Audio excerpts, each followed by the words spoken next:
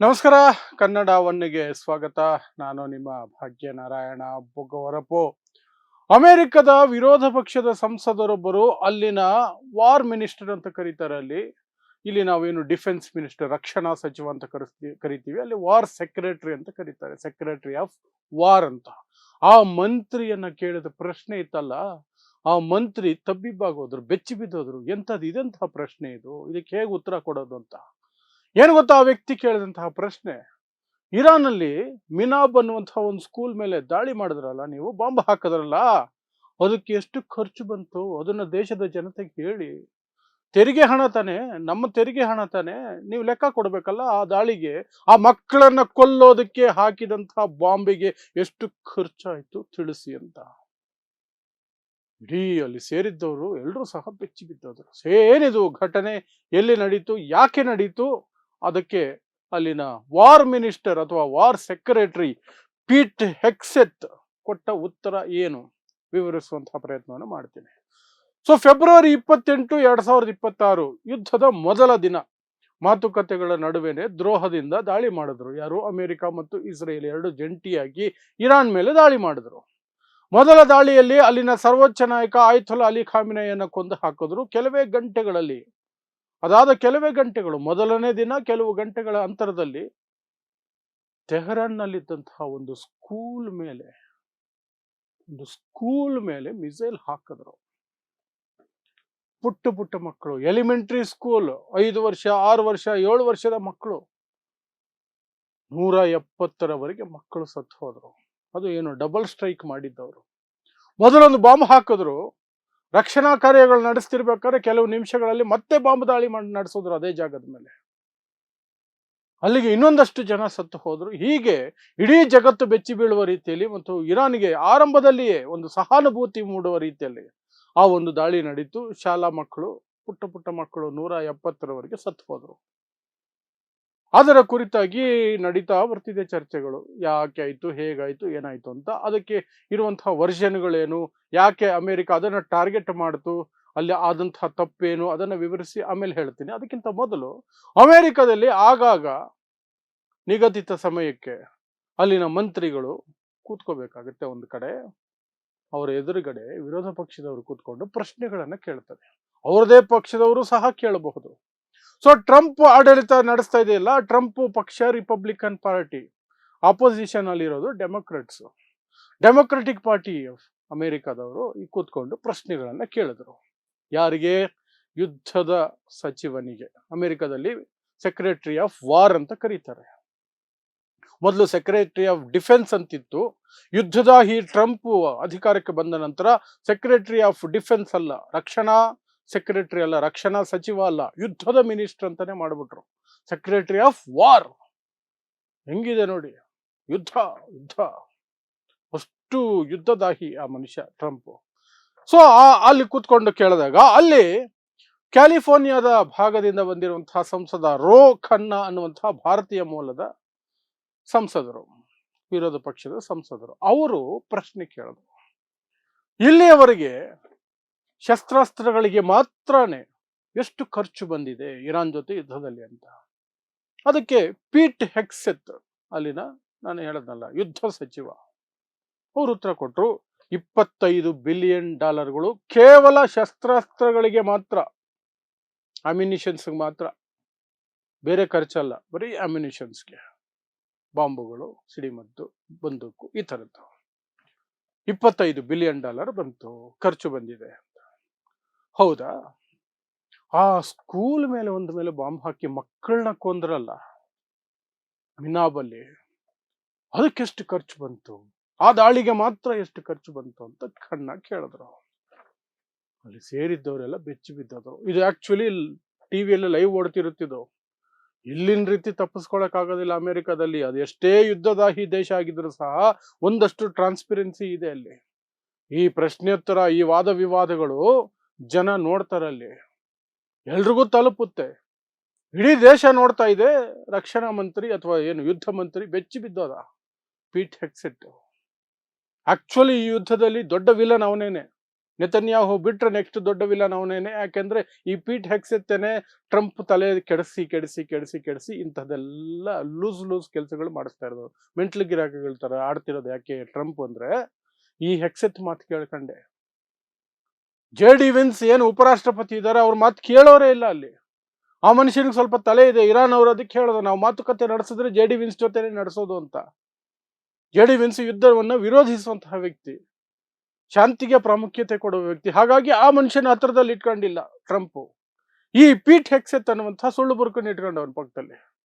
ಇವನ್ ದಿನ ಬೆಳಗಾದ್ರೆ ನಮಗೇನು ನಷ್ಟ ಆಗಿಲ್ಲ, ಇರಾನ್ನ ಧ್ವಂಸ ಮಾಡಿ ಬಿಸಾಕ್ತಾ ಇದೀವಿ, ಇರಾನ್ ಶರಣಾಗ್ಬಿಡುತ್ತೆ, ನಾಳೆ ಆಗುತ್ತೆ, ನಾಡಿದ್ದಾಗುತ್ತೆ, ಇನ್ನೊಂದೆರಡು ಬಾಂಬ್ ಹಾಕೋಣ ಅಂತ ಟ್ರಂಪ್ಗೆ ಪುಸಲಾಯಿಸಿ ಕರ್ಕೊಂಡು ಹೋಗ್ತಿರೋದು ಈ ಪೀಟ್ ಹೆಕ್ಸೆಟ್ಟೆ. ಆ ಪೀಟ್ ಹೆಕ್ಸೆಟ್ಟನ್ನೇ ಕೂರಿಸ್ಕೊಂಡು ವಿರೋಧ ಪಕ್ಷದ ರೋಖನ್ನ ಆ ಪ್ರಶ್ನೆ ಕೇಳಿದ್ದು.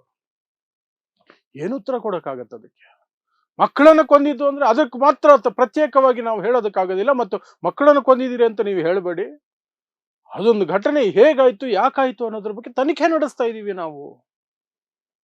ಸರಿ, ನೀವು ತನಿಖೆ ಆದ್ರೂ ನಡೆಸಿ, ಏನಾದ್ರೂ ನಡೆಸ್ರಿ ಅಂತ ಕನ್ನ. ನೀವು ತನಿಖೆ ನಡೆಸಿ, ಏನೋ ನಡೆಸಿ. $25 ಬಿಲಿಯನ್ ಈ ಒಟ್ಟಾರೆಯಾಗಿ ಇಲ್ಲಿಯವರೆಗೆ ಶಸ್ತ್ರಾಸ್ತ್ರಗಳಿಗೆ ಖರ್ಚಾಗಿದೆ ಅಂತ ಹೇಳಿದಿರಿ ನೀವು. ಅದರಲ್ಲಿ ಈ ಒಂದು ದಾಳಿ, ಆ ಶಾಲೆಯ ಮೇಲೆ ನಡೆಸಿದಂತಹ ದಾಳಿಗೆ ಮಾತ್ರ ಎಷ್ಟು ಖರ್ಚಾಯ್ತು ಅಂತ ತಿಳಿಸಿ ಅಂತ. ಅದನ್ನ ಹಾಗೆ ಬಿಡಿಸಿ ಹೇಳೋದಕ್ಕಾಗೋದಿಲ್ಲ. 25 ಬಿಲಿಯನ್ ಒಟ್ಟಾರೆಯಾಗಿ ಆಗಿದೆ ಅಂತ ಪೀಟ್ ಹೆಕ್ಸೆಟ್ ತಪ್ಪಿಸ್ಕೊಳ್ಳುವಂತ ಪ್ರಯತ್ನವನ್ನು ಮಾಡ್ತಾನೆ. ಹಾಗಾದ್ರೆ ಈ ಮಿನಾಬ್ ಶಾಲೆಯ ಮೇಲೆ ಅಮೆರಿಕ ದಾಳಿ ಮಾಡಿದ್ರ ಬಗ್ಗೆ ಆಮೇಲೆ ಹೇಳ್ತೀನಿ ಅಂತ ಹೇಳಿದ್ನಲ್ಲ, ಯಾಕೆ ನಡೀತು ದಾಳಿ? ಅದು ಅಲ್ಲಿದ್ದಂತಹ ಒಂದು ಕ್ಲರ್ಕ್ ಮಾಡಿದಂತಹ ಒಂದು ಘೋರ ತಪ್ಪು. ಎಲ್ಲಿ? ಅಮೆರಿಕದ ಪೆಂಟಗನ್ ಇದೆಯಲ್ಲ, ರಕ್ಷಣಾ ಸಚಿವಾಲಯ, ಆ ಆಫೀಸ್ ಇದೆಯಲ್ಲ, ಅಲ್ಲಿ ಕೆಲಸ ಮಾಡುವಂತಹ ಒಬ್ಬ ಕ್ಲರ್ಕು ಅಥವಾ ಒಬ್ಬ ಉದ್ಯೋಗಿ ಮಾಡಿದಂತಹ ತಪ್ಪು ಅಷ್ಟೂ ಜನ ಮಕ್ಕಳ ಮೇಲೆ ಬಾಂಬು ಬೀಳೋ ಹಾಗೆ ಮಾಡಿತು. ಏನಾಯಿತು?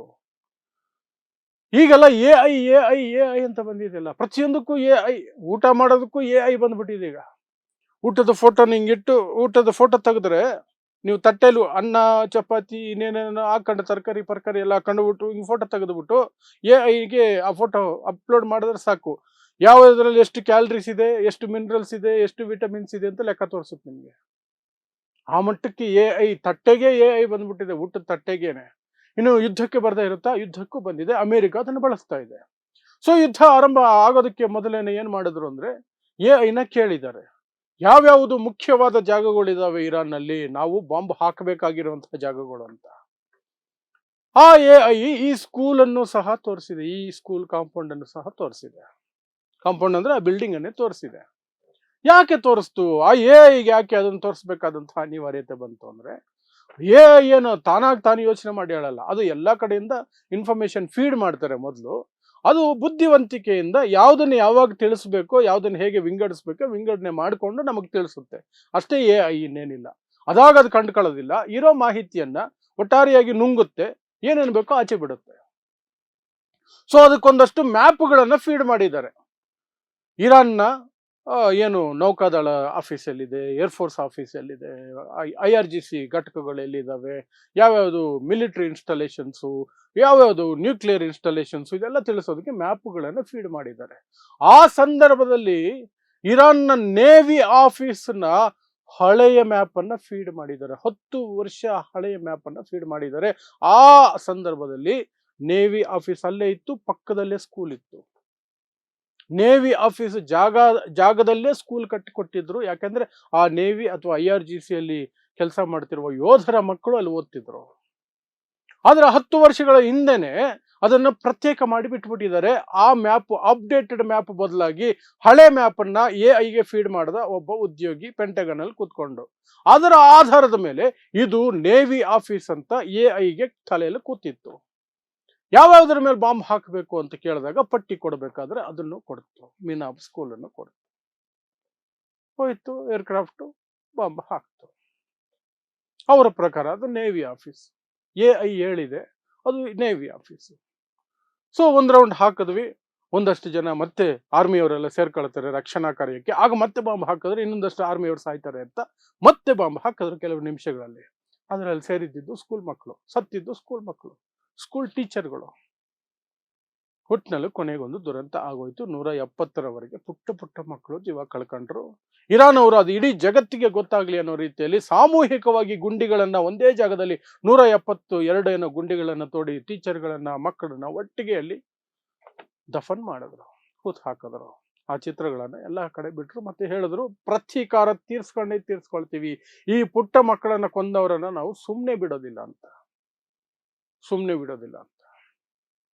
ಆಗ ಈ ಮಿನಾಬ್ ಸ್ಕೂಲ್ ಅಟ್ಯಾಕ್ ಆಗಿದ್ದು ಆ ರೀತಿಯಲ್ಲಿ. ಸೊ ಅದನ್ನ ಈಗ ಅಮೆರಿಕದಲ್ಲಿ ವಿಪಕ್ಷಗಳು ನೋಡಿ, ಭಾರತದಲ್ಲಿ ಯುದ್ಧದ ಸಂದರ್ಭದಲ್ಲಿ ಇವರನ್ನ ಆಡಳಿತ ಪಕ್ಷವನ್ನ ಪ್ರಶ್ನೆ ಮಾಡಿಬಿಟ್ರೆ ದೇಶದ್ರೋಹಿಗಳು ನೀವು, ಪಾಕಿಸ್ತಾನಿ ಏಜೆಂಟ್ಗಳು, ಚೈನಾ ಏಜೆಂಟ್ಗಳು, ನೀವು ಈ ದೇಶದಲ್ಲಿ ಬದುಕಕ್ಕೆ ಲಾಯಕ್ಕೆ ಇಲ್ಲ ಅಂತ. ಬಟ್ ಅಲ್ಲಿ ವಿರೋಧ ಪಕ್ಷದ ನಾಯಕರೊಬ್ರು ಆಡಳಿತ ಪಕ್ಷದ ಮಂತ್ರಿಯನ್ನ ಕೇಳ್ತಾರೆ, ನೀವು ಮಕ್ಕಳನ್ನ ಕೊಂದ್ರಲ್ಲ ಇರಾನ್ಗೆ ಹೋಗಿ, ಅದಕ್ಕೆ ಎಷ್ಟು ಖರ್ಚು ಬಂತು ಅಂತ ಲೆಕ್ಕ ಕೊಡಪ್ಪ ನೀನು ಅಂತ. ಯಾವ ರೀತಿ ಚಪ್ಪಲಿ ಸುತ್ತಿ ಹೊಡೆಯೋದಂದ್ರೆ ನೋಡಿ ಹಂಗೆ. ಆದ್ರೂ ಸಹ ಅದನ್ನ ಅಲ್ಲಿ ಡೆಮೋಕ್ರಸಿಯ ಪ್ರಜಾಪ್ರಭುತ್ವದ ಭಾಗವಾಗಿ ಸ್ವೀಕರಿಸ್ತಾರೆ. ಇಲ್ಲಿ ಹಂಗಲ್ಲ, ಇಲ್ಲಿ ನೀನು ದೇಶದ್ರೋಹಿ. Simple logic. ಏನು ಅದು ಬಿಜೆಪಿಯನ್ನಂತೂ ಏನು ಕೇಳಂಗಿಲ್ಲ, ಮೋದಿನಂತೂ ಏನು ಕೇಳಂಗಿಲ್ಲ, ಮಾತಾಡಂಗೇ ಇಲ್ಲ ಅಷ್ಟೆ. ಸೊ ಇದಿಷ್ಟು ಅಮೆರಿಕದಿಂದ ಬಂದಿರುವಂತಹ ಸುದ್ದಿ. ಅಮೆರಿಕದ ಯುದ್ಧ ಮಂತ್ರಿಯನ್ನ ಕೂರಿಸ್ಕೊಂಡು ಮಕ್ಕಳ ಮೇಲೆ ಬಾಂಬ್ ಹಾಕಿದ್ರಲ್ಲ, ಅದಕ್ಕೆ ಖರ್ಚು ಎಷ್ಟಾಯ್ತು ಲೆಕ್ಕ ಕೊಡು ಅಂತ ವಿರೋಧ ಪಕ್ಷದವರು ಕೇಳಿರುವಂತಹದ್ದು ಮತ್ತು ಆ ಹಿನ್ನೆಲೆಯಲ್ಲಿ ಅದಕ್ಕೆ ಸಂಬಂಧಪಟ್ಟಂತಹ ಸುದ್ದಿಗಳು. ಸೊ ನೋಡ್ತಾ ಇರಿ ಸಮಾಜಕ್ಕಾಗಿ ಕನ್ನಡ 1 ನ್ಯೂಸ್. ನಮಸ್ಕಾರ.